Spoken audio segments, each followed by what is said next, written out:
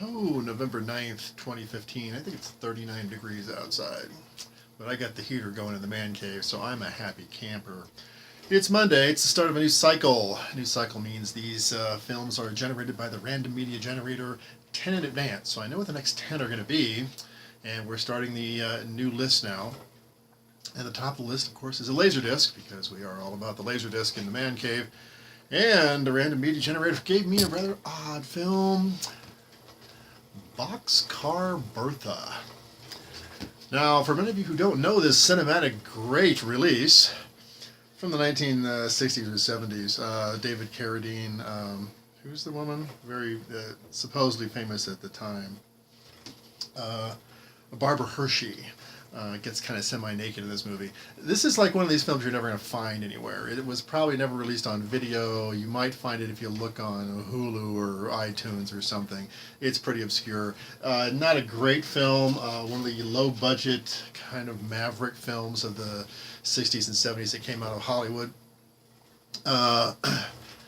So let's start on Monday. The BoxCar Bertha. Okay, so I'm just into this, and I realize, because now I'm much older and wiser, and I actually read the credits when they scroll by.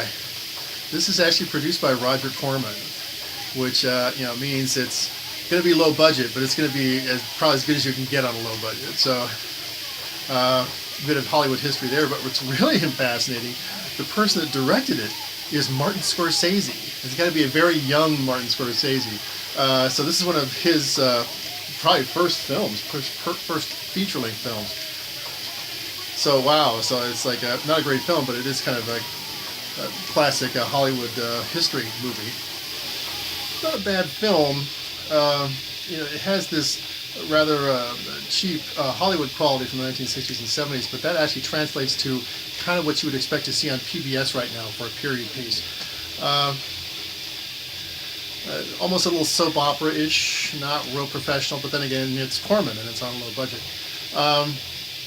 What it is, though, this is obviously set in the 1920s, and one thing that does stand out is that they try and be relatively historically accurate in this movie. It's actually based on a true story, on a book, and it's very politically incorrect on almost every single level, racial, ethnic, even from what part of the country you're in and how you talk, they judge you, which is actually very true. Back in the 1920s, during the Depression, it was a pretty lawless country, and it wasn't a place you'd want to visit.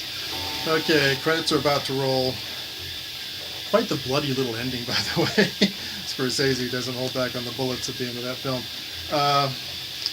Long, drawn-out ending scene here. Let's see what a Hollywood's Guide to Film says about BoxCar Bertha. I got my new reading lens here because I'm so old I can't see anymore. Bertha. BoxCar Bertha.